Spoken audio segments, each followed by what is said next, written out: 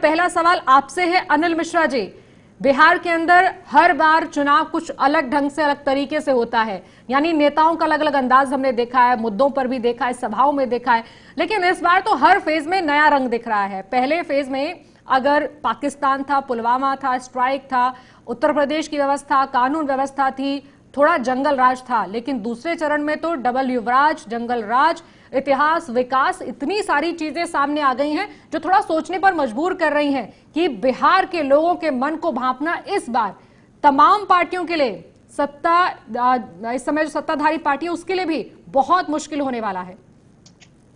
जी बिल्कुल ठीक कहा। देखिए, ये बिहार का चुनाव थोड़ा अलग हो रहा है। उसके थोड़ा सा जो राजनीतिक बिसात बिछाई गई चुनाव के पहले इस सत्ता को पाने के लिए, उस पर नजर डालना जरूरी है। जिस तरह से दो गठबंधन खुलकर सामने आए, दो गठबंधन बने, एक तरफ आरजेडी, कांग्रेस और अन्य मिलकर बनाए प्रमुख में, और दूसरी तरफ जहां भाजपा और जेडीयू, साथ में अन्य छोटे छोटे और दल। तो अंतर ये देखने को मिल रहा, पहली चीज कि जहां एक तरफ कांग्रेस और आरजेडी पूरे दमखम से सत्ता पाने के लिए अपना पूरा दमखम लगा रही है, वहीं दूसरी तरफ जो दूसरा गठबंधन है उसको, जो हम लोग राजनीतिक उससे हटकर अगर बात करें तो दूसरी तरफ ये देखने हमारा उस गठबंधन में बाहर से तो बड़ी मजबूती दिख रही है, लेकिन अंदर कहीं न कहीं कुछ गड़बड़ है, वो ताकत नहीं दिख रही है। और उसमें और एक सेंध लगाने का काम एलजेपी, रामविलास पासवान की पार्टी, जिसका चिराग पासवान नेतृत्व कर रहे हैं, तो वो उसमें और बड़ा खाई पैदा कर रहे हैं। तो एक तो ये अंतर है, इसलिए थोड़ा एक असमंजस की स्थिति दिख रही है। दूसरा, अगर आप जो आपका प्रश्न था उस पर अगर आप नजर डाले तो जहां एक तरफ विपक्ष जो खाली बैठा हुआ है और वो जितनी भी उम्मीदें, आशाएं जगा सकता है जनता के मन में, जो उनकी परेशानियां उनको हल करने का जितना आश्वासन दे सकता है, वो उससे ज्यादा कहीं दे रहा है। लेकिन दूसरी तरफ नीतीश की सरकार है, चूंकि 15 साल से सरकार है, तो उनको अपनी जो कमियां रह गई हैं उसका हिसाब देना पड़ रहा है। अब अगर इन कमियों को छुपाते हुए वो नई उम्मीद जगाते हैं तो जनता उसको स्वीकारने को नहीं तैयार है। और सबसे बड़ी समस्या रोजगार, और रोजगार को पहले ही दिन जिस तरह से तेजस्वी ने कैच कर लिया और 10 लाख नौकरी रखा है, और कहीं ना कहीं आज भी हम, हालांकि हमारी पार्टी की तरफ से कहीं ना कहीं काफी कार्यकर्ताओं ने ये कहा कि नहीं, नीतीश जी के साथ चुनाव नहीं लड़ना चाहिए, अकेले लड़ना चाहिए, लेकिन कहीं ना कहीं गठबंधन धर्म निभाते हुए पार्टी ने डिसीजन लिया और पार्टी उनके साथ चुनाव लड़ी।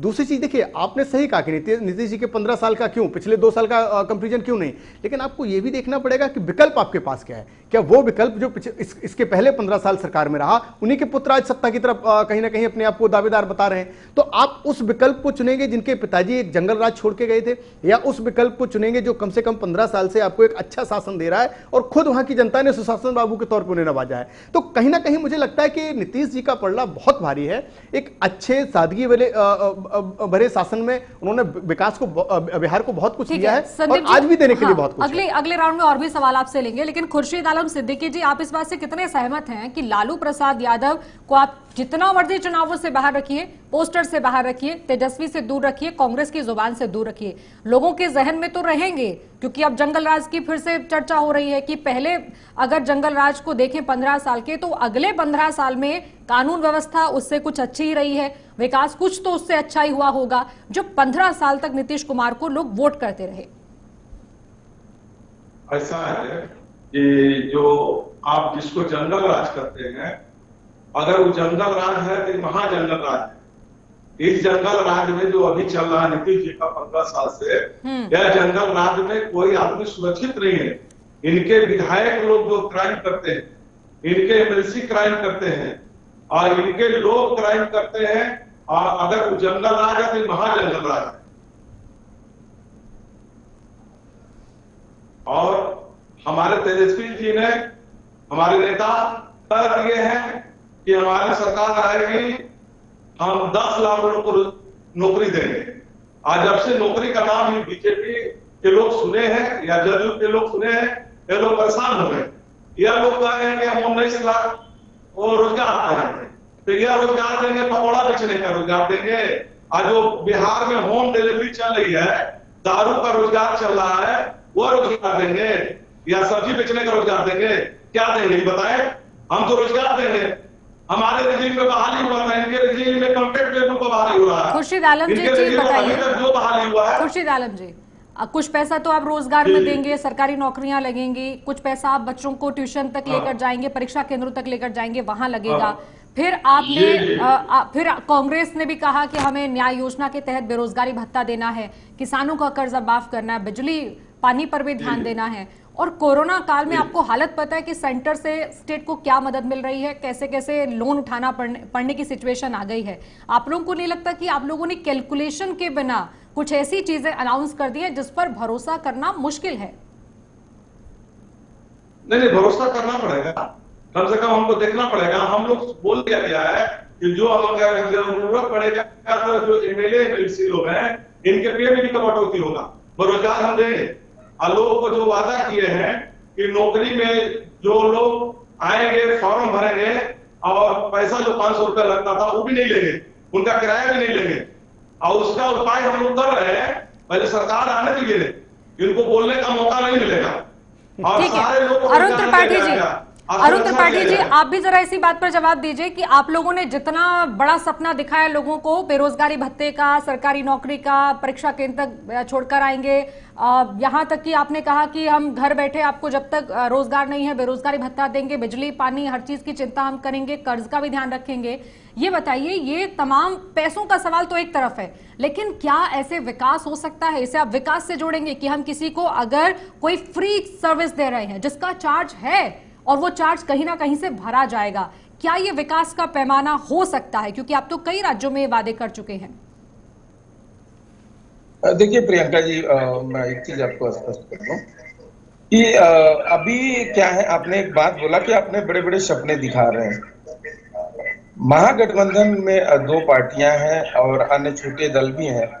मुख्य पार्टी जो है वो आरजेडी और कांग्रेस है। तो जो महागठबंधन का नेतृत्व कर रहे हैं वो तेजस्वी यादव जी कर रहे हैं। तेजस्वी यादव जी मुख्यमंत्री का चेहरा है और मुझे ऐसा प्रतीत हो रहा है, आप लोग भी बुद्धिजीवी हैं, बाकी पैनल में भी बुद्धिजीवी बैठे हैं, कि तेजस्वी जी ने अभी तक सपने नहीं बेचे और ना ही हमारे गठबंधन या हमारी पार्टी के लिए सपने बेचते हैं।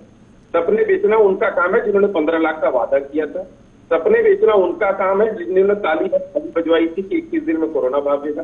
सपने बेचना उनका काम है जो कि 50 दिन में नोटबंदी से देश की आर्थिक व्यवस्था अच्छी करने की बात करते थे।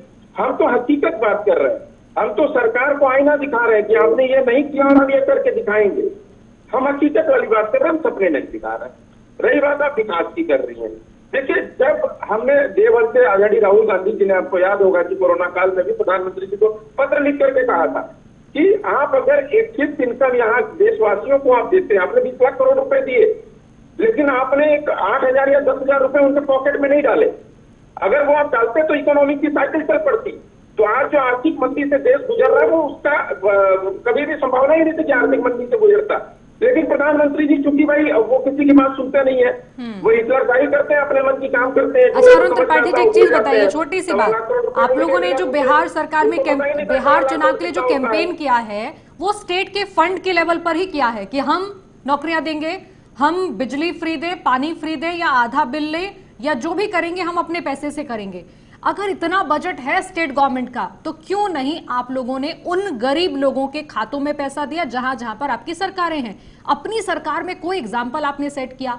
कोई ऐसा राज्य बताइए जहां पर ये सारी चीजें इंप्लीमेंट की गई जो आप लोगों ने अपने वादों में, चाहे वो न्याय योजना के जरिए कह लीजिए, और जो आप कह रहे हैं कि सीधे पैसे दिए जा सकते हैं लेकिन केंद्र नहीं देना चाहता।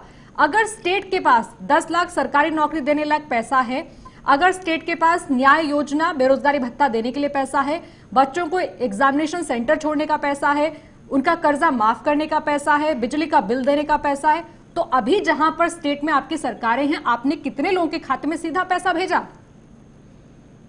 जी जी प्रियंका जी, बहुत बहुत साधुवाद आपका, आपने ये प्रश्न पूछा। देखिए हमारे यहाँ मैं आपको बता दूं कि छत्तीसगढ़ में हमारा न्याय योजना चल रहा है और अगर आप चाहें तो आप वहां पे सर्वे करा सकती है। पंजाब गवर्नमेंट ने कोरोना काल में जो केंद्र से 1,500 रुपए जनधन खाते में दिए जा रहे थे, उसके साथ राज्य की सरकार जो है वो 3,000 रुपए सबके खातों में कोरोना काल में 3,000 रुपए महीने का डाल रही थी, ताकि लोग बाग रोजी रोटी के लिए मरे नहीं, कोई भूखे पेट ना मर जाए प्रदेश में। वो हमने किया है। मध्य प्रदेश में 27 लाख किसानों का कर्जा माफ करके उनको सुचारू रूप से जीवन मध्य प्रदेश में तो आप जो आंकड़ा दे रहे हैं आपको सच मालूम होना चाहिए उसका। मैडम एक लाइन आप कंप्लीट कर ले। देखिए देखिए मध्य प्रदेश का किया चूंकि 28 राज्य का चुनाव 28 सीटों का चुनाव वहां पे हुआ है।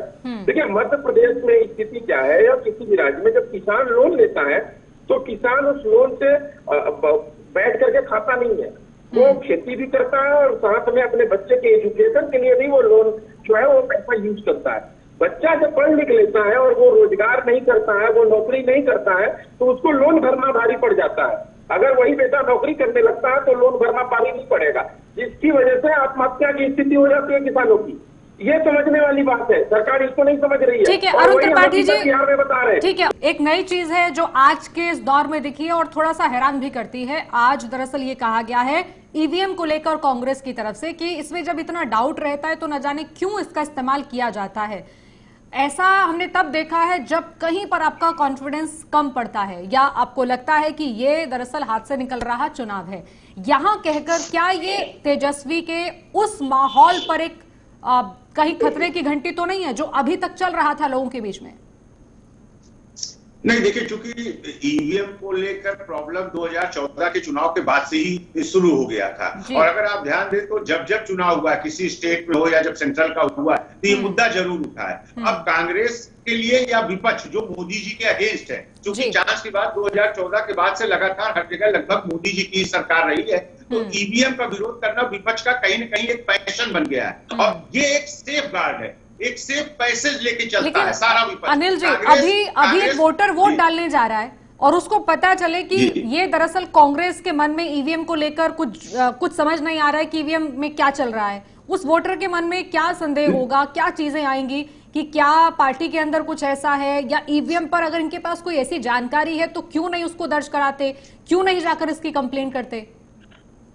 जी, मैं उसका जवाब देता हूं। देखिए, ये आपने बहुत अच्छा मुद्दा उठाया, क्योंकि ईवीएम का चर्चा इनको हर चुनाव में करना बहुत जरूरी है। इसके पीछे की राजनीति समझिए। ये स्टेट चुनाव में जीत ले रहे हैं। अगर आप पिछला चुनाव देखें तो एमपी भी जीत लिया, छत्तीसगढ़ भी जीत लिया, राजस्थान भी जीत लिया, पंजाब भी जीत लिया, लेकिन लोकसभा के चुनाव में ये हार जाते हैं। डिफरेंस दोनों में ये है कि लोकसभा चुनाव कांग्रेस के नाम पे लड़ी जाती है, और अगर जो विधानसभा के चुनाव है उसमें कई पार्टियों का संगठन या उस तरह का एक गठबंधन बनता है, तो वहां पर ये अपनी इस समस्या को उठाकर अपने लोकसभा की चुनाव की हार को कहीं न कहीं छिपाने का या एक रास्ता निकालने का प्रयास करते हैं। तो ईवीएम एक चूंकि मुद्दा, अगर आपको याद हो एमपी चुनाव के बाद जब एमपी छत्तीसगढ़ राजस्थान चुनाव हुआ था जहां लगभग कांग्रेस की जीत हो गई थी, उसके बावजूद भी अगर राहुल गांधी ने प्रेस कॉन्फ्रेंस किया था तो ईवीएम का मुद्दा फिर भी उठा दिया था। तो इसलिए मेरे कहने का मतलब कि ये एक सेफ पैसेज बना के चलते हैं। जहां की अभी बिहार का चुनाव हो रहा है, अगर कल खुदा न खास्ता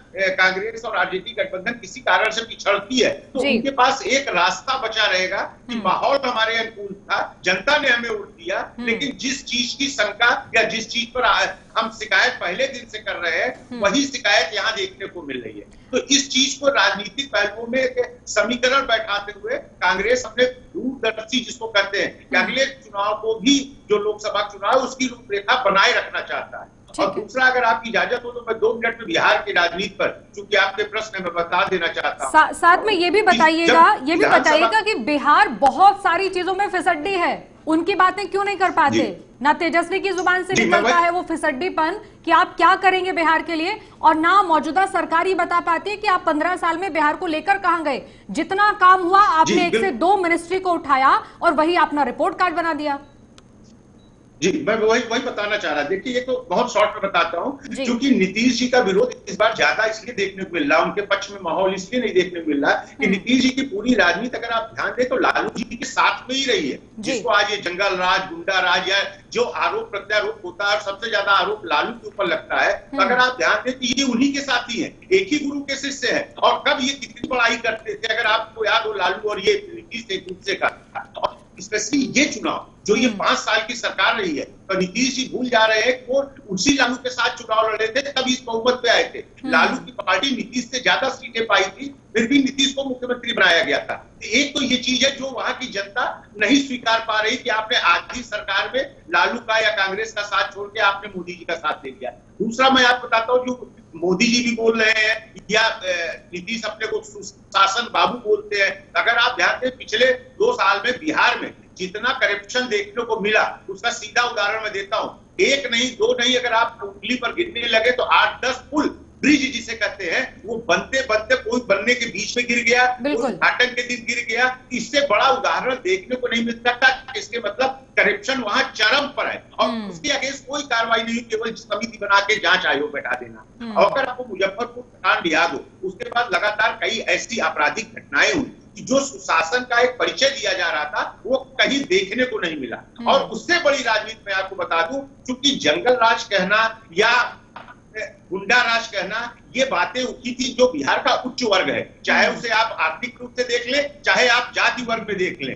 लेकिन जो निचला वर्ग है, लालू के ऊपर ये जितना आरोप लगाएंगे, जितना उनको गाली देंगे, वो जो निम्न वर्ग है वो लालू के सपोर्ट में उतना ज्यादा खड़ा होगा, क्योंकि उसको उस जंगल राज से या उसको उस तरह की शिकायतों से कोई बहुत परहेज नहीं है। तो आज स्थिति ये है कि जहां एक तरफ नीतीश मोदी जी का विरोध करते नहीं सकते थे, अगर आज की भाषण में आप देखें तो मोदी जी ने कहा अहंकार हार रहा है। अगर आप ध्यान दें तो 2015 में यही मोदी जी वहीं खड़े होकर कहे थे कि नीतीश बाबू आपका अहंकार बिहार को डुबो देगा। तो ये अहंकार किधर जा रहा है, इस अहंकार का संकेत कहा जा रहा है। और उससे बड़ी बात, जब इस समीकरण सारे गड़बड़ हो रहे हैं, उसमें चिराग पासवान का कि अपने दिल में मोदी की फोटो लेके घूम रहे हैं और दूसरा नीतीश को रावण बना बैठे हुए हैं। तो ये जो असमंजस की स्थिति है, उसमें कहीं न कहीं राजग का जो गठबंधन है वो थोड़ा मुसीबत में है। अनिल मिश्रा जी, अभी तो कई चीजें अंदर खाते चल रही हैं। उपेंद्र कुशवाहा कह रहे हैं कि आरजेडी और बीजेपी की मिलीभगत है। 9 तारीख को लालू जी रिहा हो रहे हैं, 10 को सरकार बन रही है। बीजेपी के आसपास तो चिराग पासवान भी कह रहे हैं बीजेपी की सरकार बन रही है, हर कोई मानने को तैयार है। किसके साथ बन रही है, ये बहुत बड़ा कंफ्यूजन है। अब जल्दी से खुर्शीद आलम जी एक चीज बताइए, आरजेडी की तरफ से तेजस्वी को कांग्रेस के मुकाबले अपने महागठबंधन में सबसे ज्यादा तवज्जो दी गई, लेकिन यही कांग्रेस अगर किसी भी स्टेट से ईवीएम पर सवाल खड़ा करती है, तो क्या आपकी नजर में ईवीएम पर आपको भी डाउट है, आपको भी संदेह है इस बात पर कि बिहार में जो माहौल आपने तेजस्वी के नाम पर बनाया, वो रैली से निकलकर अगर वोटर नहीं बन पाए तो इसमें ईवीएम कसूरवार है?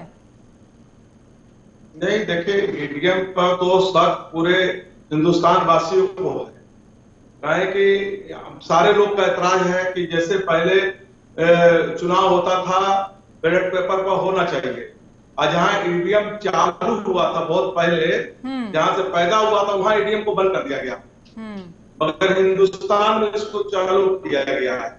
और जो जनता है बिहार की आज के डेट में बदलाव खोज रही है, और जनता ही चुनाव बिहार का लड़ रही है, और जनता ही लड़ रही है और इनको भगाने का काम कर रही है। यह लोग जो है पूरे बिहार में भुखमरी ला दिए, करप्शन बढ़ा दिए। आपको पता होगा भागलपुर में एक बांध था, वह बांध उद्घाटन करना था कल, आज ही वो बांध जो बह गया, तो लोग बोले कि नहीं, चूहा की गलती से बह गया। आपको पता था कि बाढ़ में कितने पुल जो बह गए, कितने पुल बह गए, और क्राइम इतना बढ़ गया है बिहार में जरूरत से ज्यादा।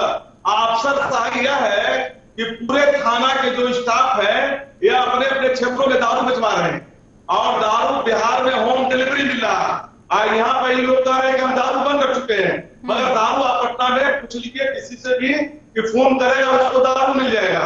इसलिए ये लोग पूरे बिहार को बर्बाद कर दिए हैं, भुखमरी के रास्ते बना दिए हैं, नौजवान को नौकरियां नहीं मिल रही है, काम करने वाले जो भी छोटा मोटा बिजनेस है वो अपने स्टाफ को छांट दे रहा है, उनका काम नहीं चल रहा है। हालत बिहार की बहुत बद से बदतर है, इसलिए तेजस्वी यादव को लाना बहुत जरूरी है, और नीतीश कुमार को, बीजेपी को यहाँ से हटाना बहुत जरूरी है। यह चाहे जंगल राज कहे, चाहे लकड़ सुंगवा कहे, चाहे जो मन में आवे वो कहे, पर जनता अभी खोज रहा है एक ही आदमी को, वह तेजस्वी यादव को खोज रहा, वह गठबंधन को खोज रहा। अब विश्वास भी गठबंधन पर कर रहा है और तेजस्वी यादव पर गठबंधन कर रहा, विश्वास कर रहा। और अब निश्चित रूप से आप जान लीजिएगा कि आप 10 तारीख को 180 प्लस आएगा, 180 प्लस आएगा। इन लोगों का अता पता कहीं नहीं चलेगा, और सरकार जो है गठबंधन की कांग्रेस, आरजेडी, सीपीएम, सीपीआई माले की सरकार बिहार में बनेगी। अच्छा, एक चीज और बताइए खुर्शीद आलम जी, जिन उम्मीदवारों को आपने मैदान में उतारा है, जो बाहुबली हैं, जिनके नाम पर रिकॉर्ड्स हैं आपराधिक, ऐसे लोग अगर मंत्री बनेंगे तो ये फिर से एक जंगल राज की शुरुआत कैसे नहीं होगी? देखिए, मंत्री बाहुबली जो जब तक जिस पर केस चल रहा है, जो जिनको बाहुबली कर रहे हैं वो जनता दल यू के लोग थे, वो जनता दल यू के लोग थे, तो बीजेपी के लोग थे। तो वहां पर जो चला जाता है वो बाहुबली नहीं होता, वो गंगा जी नहा लेता है। और जो वहां से चला आता है तो उसको बाहुबली कहते हैं। इनके यहाँ कितने बाहुबली लोग हैं आप पता लगा लीजिए। इन्हीं के एक विधायक जो है गोपालगंज में एक ही दिन में 4 मर्डर कर दिए। इसलिए बाहुबली तो इनसे बड़ा कौन है? मेरे यहाँ बाहुबली नहीं के शासन में नहीं रहेंगे, जिसका अभी तक अरुण त्रिपाठी केस अभी तक। ठीक है, खुर्शीद आलम जी, आप कह रहे हैं कि पुराना इतिहास छोड़कर अगर आज की बात करें तो सब कुछ बिहार के अंदर अच्छा ही अच्छा है, तेजस्वी के नाम पर जो आप कह रहे हैं। लेकिन अरुण त्रिपाठी जी, इससे पहले हमने बहुत सारे राज्यों में माहौल बहुत देखा है, रैलियों में देखा है, राहुल गांधी को लोग सुनने जाते हैं, प्रियंका गांधी को सुनने जाते हैं, लेकिन वोट जहां डालना होता है वहीं डालकर आते हैं। ये इस समय तेजस्वी यादव के सहारे जो आप लोगों ने कोशिश की है बिहार के अंदर एक ऐसा महागठबंधन जो पिछली बार था, हालांकि इस बार छोटे गठबंधन के रूप में आप हैं, क्या ये आपके लिए एक और एक्सपेरिमेंट है बिहार के चुनाव को लेकर, या फिर आपको लगता है कि कांग्रेस फ्रंट फुट पर नहीं खेलेगी और कितने भी चुनाव हो जाए आप पीछे वाली सीट पर बैठेंगे? प्रियंका जी, बिहार चुनाव के साथ साथ मध्य प्रदेश और 7 सीटों पे उत्तर प्रदेश में भी चुनाव हुआ है। तो मैं आपको एक चीज बताऊं कि मुद्दे लगभग 2-3 मुद्दे तो वही तीनों राज्य में जी। अब देखिए, श्रमिकों का मुद्दा जैसे है, जब श्रमिक चल रहे थे अपने गांव को जाना चाहते थे तो सरकार ने कहा कि भैया हमारे पास बस नहीं है। उसके बाद जब देखा कि कांग्रेस पार्टी ने या और विपक्षी पार्टियों ने बस देना शुरू किया और उनको अपने गंतव्य तक भेजने का प्रयास करने लगे, तो इन्होंने क्या किया कि 15 दिन बाद बोले कि ट्रेन चलाएंगे और राज्य सरकार जो है वो 85% देगा, 15% केंद्र की सरकार देगा। अब उसके बाद जब श्रमिक ट्रेनों में बैठ करके वीडियो बना करके भेजने लगे कि हम ट्रेन का पैसा पूरा दे रहे हैं, राज्य सरकार और केंद्र सरकार नहीं दे रहा है, तो सरकार वहां फेल हो गई। उसके बाद 20 लाख करोड़ रुपए का एक पैकेज लेकर के आते हैं जिससे 1 रुपए किसी नहीं हुआ, क्योंकि मजदूरों के लिए लोन और दुनिया भर के लोन पैकेज इन्होंने लेकर के आए, जिससे 1 रुपए किसी को बेनिफिट नहीं हुआ। तो ये जो 2-3 मुद्दे हैं ये तीनों राज्य में है। अब तक हम आते हैं चौथे मुद्दे पर। देखिए, बिहार की बात करें तो कभी भी आरजेडी की तरफ से वहां पर दलित और वंचितों पर हमला नहीं किया गया। वही स्थिति उत्तर प्रदेश में देखिए, जो तत्कालीन सरकार है वहां पर दलित की बेटी का दूध पे लाश जलाया जाता है, बलात्कार पीड़िता का, और वहां पर दलितों को गोली मारा जा रहा है, वंचितों को प्रताड़ित किया जा रहा है, श्रमिकों के ऊपर कीटनाशक दवाइयों का छिड़काव करवा देते हैं। तो इसका जो इम्पैक्ट पड़ रहा है ना अभी चुनाव में, वो देखने को मिल रहा है और कुछ नहीं है। और एक अच्छा चेहरा क्योंकि हमने तेजस्वी जी का मुख्यमंत्री के तौर पे दिया है, तेजस्वी जी यंग है, सबसे युवा मुख्यमंत्री बनने वाले हैं 10 तारीख को राहुल का। और सबसे बड़ी बात की वो व्यक्ति जो 2 साल तक उप मुख्यमंत्री का कार्यकाल संभाला बिहार में, उसके ऊपर एक भी करप्शन के चार्जेस नहीं लगे। इन्होंने तेजस्वी जी के ऊपर मुकदमे दर्ज करवाए, सारे मुकदमों में वो बरी हुए। आपको याद होगा कि व्यक्तिगत प्रहार किया गया, लेकिन आप देखिए तेजस्वी जी आज भी रैली कर रहे हैं और अभी भी ना प्रधानमंत्री जी के ऊपर ना नीतीश जी के ऊपर व्यक्तिगत प्रहार नहीं करते। तो एक परिपक्व नेता का जो उनके अंदर से निकल के आया है, देश देख रहा है, प्रदेश देख रहा है, उसी का एक परिणाम है कि सभी लोग उनको चाहने लगे। अगर किसी का नाम लेंगे तो फिर मुकाबले वाली बात हो जाएगी ना कि आप किससे मुकाबला करना चाहते हैं। इससे अच्छा है कि बिना नाम लिए आगे बढ़िए और मुकाबले को थोड़ा ऐसे निकाल कर चलिए जिसमें आपका नाम भी थोड़ा कम ही आए। लेकिन